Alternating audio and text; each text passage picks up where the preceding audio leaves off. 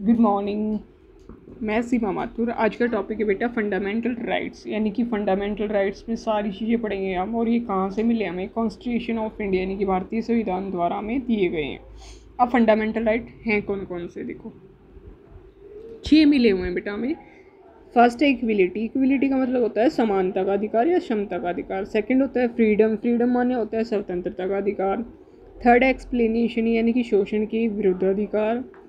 Fourth होता है religion यानी कि धार्मिक स्वतंत्रता का अधिकार। उसके बाद फिफ्थ आता है एजुकेशनल यानी कि संस्कृति और शिक्षा संबंधी अधिकार। उसके बाद आता है संवैधानिक उपचारों का अधिकार यानी कॉन्स्टिट्यूशनल रेमेडीज।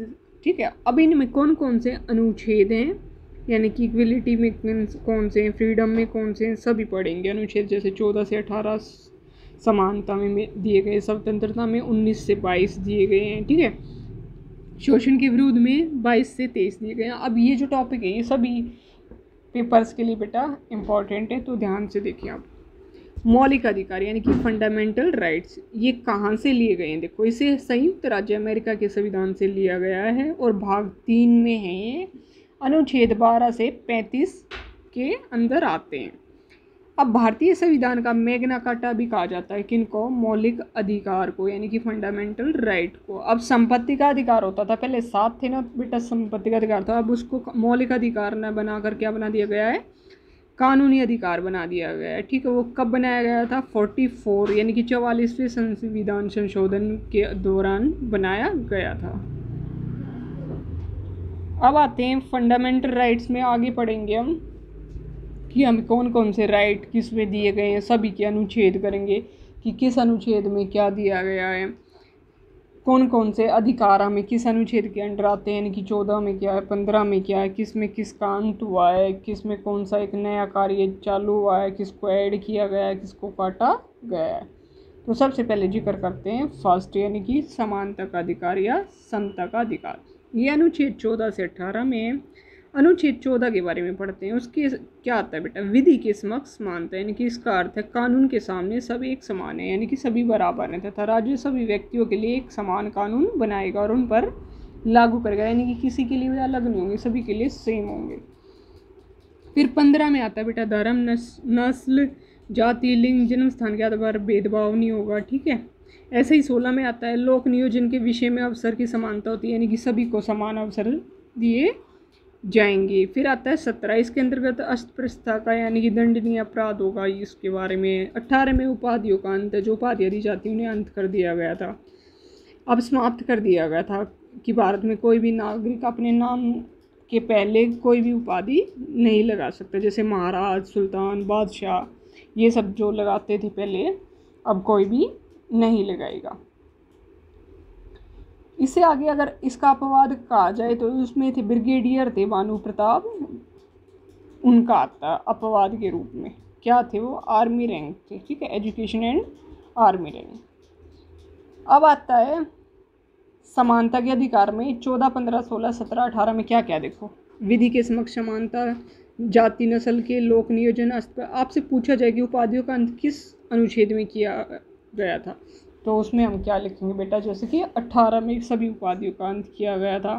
कहा जाए समक्ष समानता, विधि के समक्ष समानता किस में दी गई है? तो अनुच्छेद 14 में दी गई है, यानी कि सभी में जो भी हमें प्राप्त हुआ है वो डिटेल में। अब आता है सेकंड, स्वतंत्रता का अधिकार। अनुच्छेद 19 से लेके 22 तक करेंगे। अब 19 के अंतर्गत वर्तमान समय में हमें कुल 6 अधिकार प्राप्त हैं बेटा, पर मूल संविधान में 7 का उल्लेख है। ठीक है, अब जो 19F है वो कट चुका है। अब 19A, B, C ऐसे पढ़ेंगे। ए में बोलने की स्वतंत्रता है, बी में सभा करने की है, सी में संगठन बनाने की है, डी में देश में कहीं भी जाने की है, ई में किसी भी क्षेत्र में निवास करने की है। ठीक है, अब 20 में डिटेल में पढ़ लेते हैं।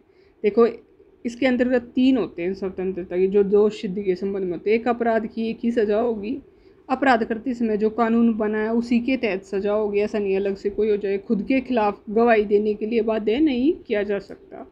21 में आता है प्राण एवं दैविक स्वतंत्रता होती है, इसमें जैसे कि शिक्षा का अधिकार दिया गया है 86वें संशोधन के अंतर्गत, यानी 6 से 14 वर्ष की आयु के जो भी बच्चे हैं उन्हें निःशुल्क शिक्षा और अनिवार्य शिक्षा देने का प्रावधान जोड़ा गया, यानी कि उन्हें फ्री में शिक्षा दी जाएगी।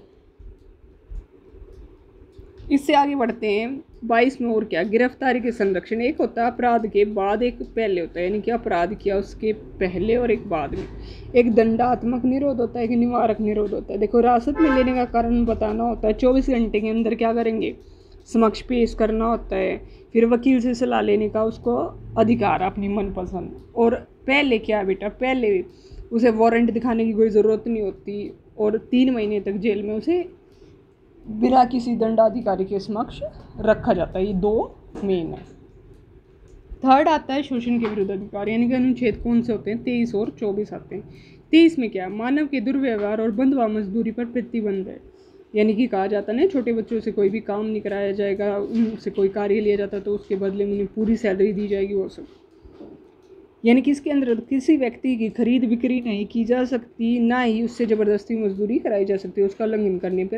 यानी कि किसी से हम ज़बरदस्ती कोई भी कार्य नहीं करा सकते। 24 में बाल नियोजन पर प्रतिबंध, यानी कि 14 वर्ष से कम आयु के बच्चों को हम कारखानों में कहीं भी जोखिम भरे कामों में नियुक्त नहीं कर सकते। 4 नंबर पे आता है बेटा धार्मिक स्वतंत्रता का अधिकार। इसमें अनुच्छेद पढ़ेंगे 25 से लेकर 28 तक। अब 25 में क्या है, अंतःकरण की धार्मिक रीति रिवाज मानने और धर्म का प्रचार प्रसार करने की स्वतंत्रता होती है। यानी कि व्यक्ति क्या होता है, किसी भी धर्म को मान सकता है, उसके रीति रिवाजों को मान सकता है, उसका प्रचार प्रसार कर सकता है। यानी कि उसकी मर्जी है, वो उन्हें माने या ना माने, उसको ज़बरदस्ती से फोर्स नहीं कर सकते कि आपने यही धर्म मानना है या नहीं मानना है या मानना है। ठीक है, उसकी मर्जी पे डिपेंड है, वो किस धर्म को अपनाना चाहता है, किसका प्रचार करना चाहता है, किसका प्रसार करना चाहता है। अब आता है अनुच्छेद 26, धार्मिक कार्यों के प्रबंध के स्वतंत्रता। यानी कि इसके अंतर्गत क्या होता है, कोई भी व्यक्ति अपने धर्म के लिए संस्थाओं की स्थापना, कानूनी रूप से धार्मिक संपत्ति का अर्जन, स्वामित्व या प्रशासन करने का अधिकार है। यानी कि किसी भी संस्था में जाके वहाँ स्थापना कर सकता है, कानूनी रूप से उसे अधिकार है धार्मिक संपत्ति का, दान कर सकता है, वहाँ मूर्ति स्थापित कर सकता है, कुछ भी कर सकता है। इसे आगे आता है 27, धार्मिक कार्य के लिए धन कर मुक्त, यानी कि टैक्स फ्री होता है। फिर आता है 28, यानी कि सरकारी खर्चे से चलने वाले संस्थान में धार्मिक शिक्षा नहीं दी जाएगी। यानी कि कहा जाए तो इसके अंतर्गत कि सरकारी खर्च से चलने वाली किसी भी शिक्षण संस्थान में कोई धार्मिक शिक्षा नहीं दी जाएगी। सिर्फ क्या होगा, शिक्षण संस्थान अपने विद्यार्थियों को किसी धार्मिक अनुष्ठान में ही भाग लेने और धर्मोपदेश के लिए ज़बरदस्ती सुनने हेतु बाध्य नहीं कर सकते कि आपने यही सुनना, आपने ये पाठ पढ़ना है, यानी कि ये सब। फिर आता है 5 नंबर, संस्कृति एवं शिक्षा संबंधी अधिकार, यानी कि अनुच्छेद 29 से 30। 29 में क्या दिया गया, अल्पसंख्यक वर्गों के हितों का संरक्षण दिया गया। यानी कि भाषा, लिपि, संस्कृति को सुरक्षित रख सकता है और केवल भाषा, जाति, धर्म के आधार पर उसे प्रवेश, कहीं भी शैक्षिक संस्था में कहीं भी प्रवेश लेने से रोका नहीं जा सकता। अब 30 आता है, उसमें होता है अल्पसंख्यक वर्गों को अपनी शिक्षा संस्थाओं की स्थापना और प्रशासन करने का अधिकार है। यानी कि अपने खोल सकते हैं, अपनी मर्जी से अल्पसंख्यक संस्था चला सकते हैं, जैसे कि मदरसा, संस्कृत विद्यालय, ये क्या होते हैं, उनके अपने होते हैं। इससे आगे आता है फिर 6, यानी कि संवैधानिक उपचारों का अधिकार। इसमें आता है अनुच्छेद 32, यानी कि संवैधानिक उपचारों के अधिकार को डॉक्टर भीमराव अंबेडकर ने संविधान का हृदय और आत्मा कहा। आपके पेपर में कई बार क्वेश्चन आता है कि हृदय और आत्मा किसे कहा गया, तो संवैधानिक उपचारों के अधिकार को कहा गया है। किसने कहा था, भीमराव अंबेडकर ने कहा था बेटा। अब इसको इंग्लिश में बोले तो heart and soul of Indian constitution, यानी कि किस आर्टिकल में, ये 32 में, अनुच्छेद 32 में। इसे मूल अधिकारों का संरक्षण कहा जाता है, क्योंकि अगर आपके मौलिक अधिकारों का हनन होता तो आप सीधा सुप्रीम कोर्ट जा सकते हैं। अब सुप्रीम कोर्ट जाएंगे तो वहाँ पे कुछ रिट होती हैं, 5 प्रकार की रिट होते हैं जिनको हम आगे पढ़ेंगे, जैसे कि बंदी प्रत्यक्षीकरण, प्रमादेश, अधिकार परीक्षा, प्रतिषेध, उत्प्रेक्षण। ये 5 प्रकार की रिट क्या होती हैं, सुप्रीम कोर्ट में जारी होती हैं। ठीक है, जिनको हम डिटेल में अब एक एक करके पढ़ेंगे।